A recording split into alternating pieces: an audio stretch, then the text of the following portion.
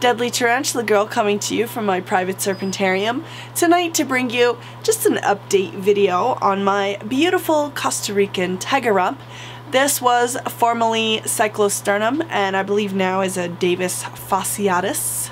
This is an animal that I find particularly beautiful, a little bit unique looking, and one that I just enjoy being around. So without any further ado, let's take a look.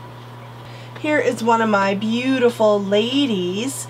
I don't recall if she's been one of my moms or not, but she's definitely a mature female. This is one of the smaller species.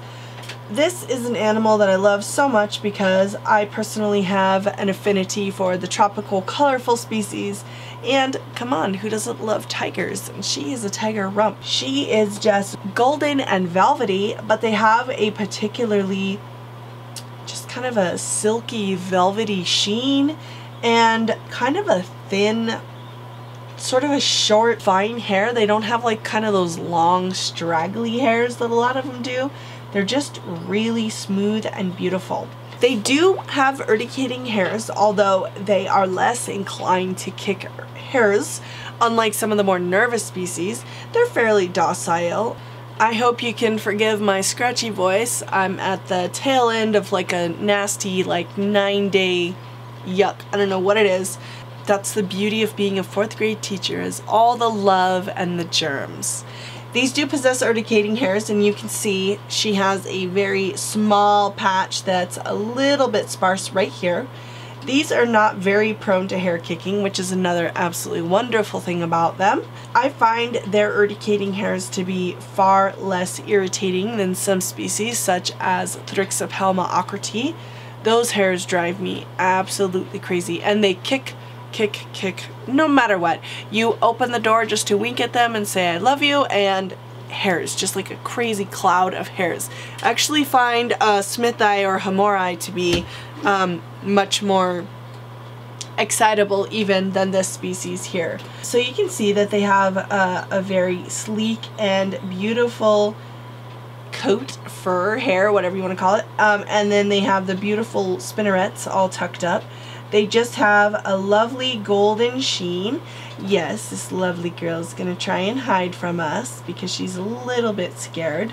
I just find them to be very, very beautiful. They're a nice display animal. They are terrestrial and relatively easy to keep. And an interesting factoid about this species, I started keeping them in the 90s, and I was raising them up from tiny little slings. They were voracious eaters, and I could raise them up to about an inch, and then they would suddenly die, and I didn't know what I was doing wrong. About 10 years ago, I decided to attempt to start keeping them again, and I realized that they were actually overeating. And once they overcame that initial growth spurt of being really young, actually slowed way down on their feeding. And ultimately I was able to grow them up to complete adulthood and eventually even reproduce them. And so that was kind of a big moment for me, because that was a kind of a heartbreaking failure that I had back in the 90s with this species, and I really didn't know what I was doing wrong. Something that's really basically one of the reasons why I started my channel was because at that point in time there wasn't a whole lot of knowledge about keeping tarantulas in captivity, and people were very stingy with their husbandry care. They would learn something and then they wouldn't tell anyone else about it because they would want to be the only person that could do it or the only person that could reproduce, because they were able to kind of hold that corner on the market. Meanwhile, you've got keepers killing animals because they had to learn through trial and error. Ultimately, through that trial, sometimes animals would die, which was a real terrible shame. Now, not only do we have some amazing people like Russ Gurley writing books about this, but of course we have the internet where people, when they discover things, are willing to share them. And obviously now we even have YouTube, which is an amazing outlet for information for keepers of all levels, if they're willing to be able to share their knowledge. I caution people against following the advice of everything that they hear, because number one, sometimes people who are relatively novice keepers like to share knowledge which might not be 100% accurate, or may not work for one person in another area. I know people who have been very, very successful, maybe reproducing a species of snake or something. They move, they do the exact same thing, same keeper, same husbandry in a different area, and it doesn't work at all. So care also varies a lot from species to species, from region to region. There are a number of factors, but a reason that I began my channel was because I didn't want to keep these secrets a secret.